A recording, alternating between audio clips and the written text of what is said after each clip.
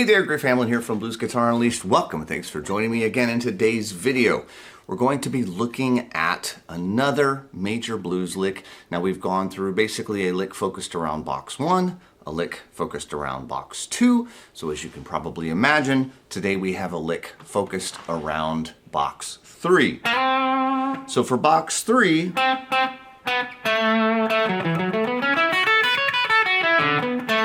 my root is here at the 7th fret of the 4th string.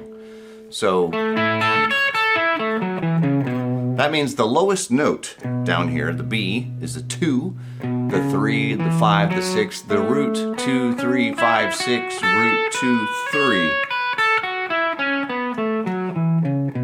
This is commonly known as box 3. Now if I add in, of course, the blue notes, I have my flatted 3rd, 5, 6, root 2, flat 3, 3, 5, 6, root 2, flat 3. Right? Now, if I need the minor blues sound here, my first finger doesn't have to move because the root stays the same, and I have box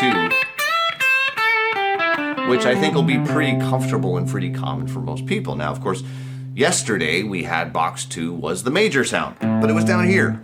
Okay, so keep that in mind. Yes, I know it's box 2 and it's A minor. Yesterday box 2 was A major, but it was in a different place. That's how that works. Okay, now of course, again, the blue notes is the flat 5. Okay, so I don't think, again, hopefully you certainly have familiarity with box 2. If you don't have a lot of familiarity with box 3, it might take a little bit of time to get that under your fingers. It's not a difficult pattern, but it is one that you should know. Let's take a look at today's lick. 1.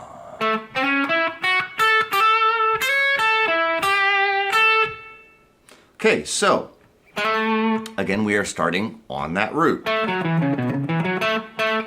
Now, normally, if I was just playing through the box, I would start with I would have my first finger on that root. Because I know what's coming, meaning the next note is going to be that 6, and in fact I'm going to slide up to that because that's the 3rd. So I'm going to, again, bluesify that 3rd, the minor 3rd slide to the major 3rd. So I'm going to start with my middle finger on the root. Okay, again, that's just because I know what's coming. So I'm going to go from that root, slide into the 3rd, to the 5th, to the 6th, to the root again. Now, right after I strike the root, here's what I'm going to do. I'm going to do a little grace note hammer-on from the flatted 7th to the root. So in my mind, okay, this root is going to turn into box 2, the minor sound. And that's kind of how I'm doing it. Okay, so if you want to know the mental process, that's basically what's going on. So again, I have 1 and 2 and 3 and Now again, I'm going to go ahead and slide up to the major 3rd. Okay. Good old box 3, right?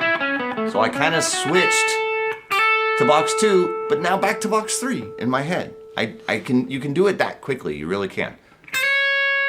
Down to the root, down to the 5th. Now, the 5th, again, these two notes happen, the root and the 5th, also happen in box 2. So I'm going to use the flat 7 and the root when I come back. So I'm going to go back and forth a couple of times. Box 3, 2, 3, 2.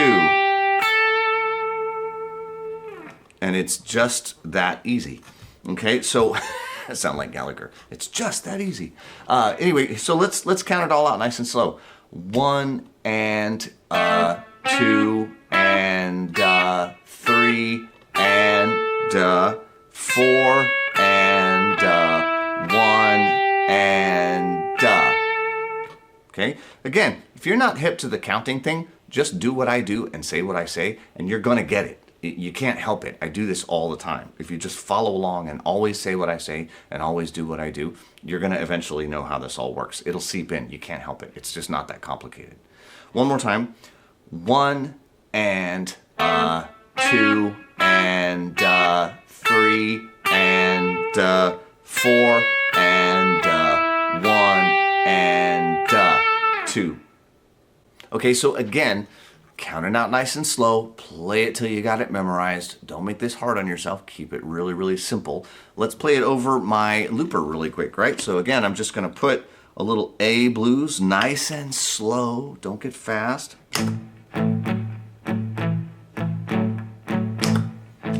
Okay, just a little groove. 4, 1, 2 and 3 and 4 and 1 and 2 and 3, 4, 1, 2, 3, 4, 1.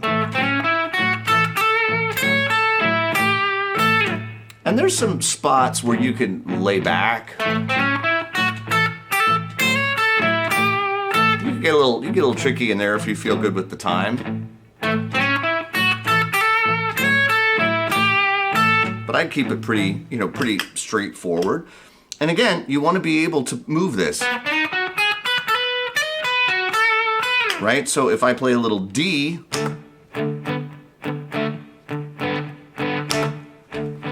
that's going to get way up here.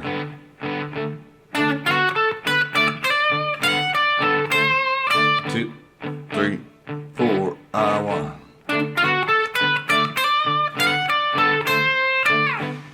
Right? And I could even go so far as to put some E in there. 2. Sorry, I hit the button wrong.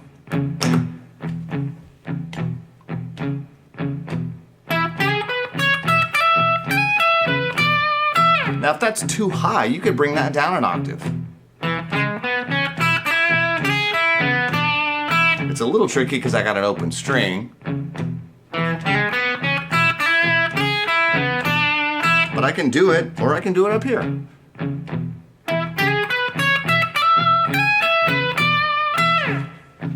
Right? And either way is fine. And again, you just want to be really comfortable doing both. Okay? Both of them. Now, if I wanted to minorize this,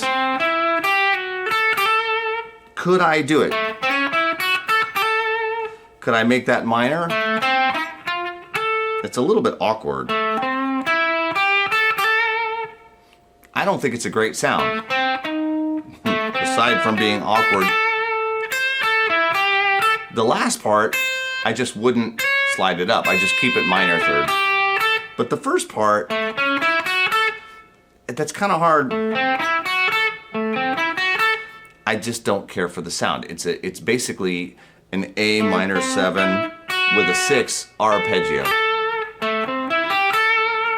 I don't know. I'm not the biggest fan. That wouldn't be something I would necessarily, minorize right off the top. Again, the last little bit, no problem. I would use that, but I probably wouldn't work too hard at trying to, minorize this and be able to use it over a turnaround, for example, as we did with the very first lick.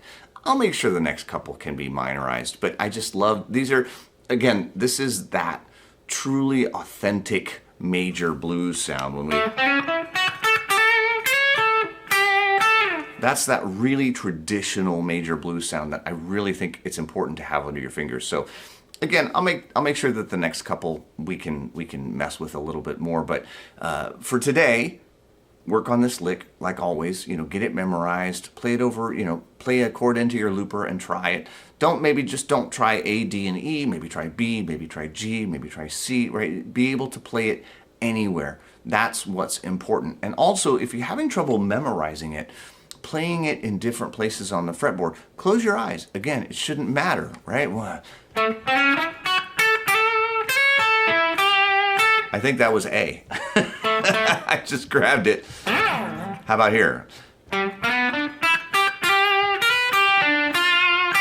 Right? That's fine. I don't know. G, I guess, maybe? I don't know. I don't care. It doesn't matter. Okay? I should be able to choose where I put it or it just goes somewhere, I don't care. It doesn't matter. I could still play it. My fingers make the same movement regardless. So if you struggle with that memorization, close your eyes. It's going to seem really, really weird at first, but pretty soon you're going to realize, hey, it doesn't matter where I put this lick on the guitar. It's pretty much all the same, okay? So please try that out. Please get the hang of it. Again, don't forget to practice the licks from the last couple of days because we got a couple more licks and then we'll put them all together into a solo. I didn't mention it yesterday, but again, this is kind of all related to a course that I have called 50 Major Slow Blues Licks by the Box. Again, I'll leave a link near this video if you want to check that out. 10 licks in all of the 5 different positions. That's 50 licks. Plus there's a solo at the end of every one. There's trading. There's 5 bonus solos at the end. There's a whole lot of great licks in that course. So again, I'll leave a link near that. And as always, if you have guitar playing friends, please feel free to share this video with them. I'm Griff Hamlin from Blues Guitar Unleashed, and I will talk to you soon. Take care. Bye-bye.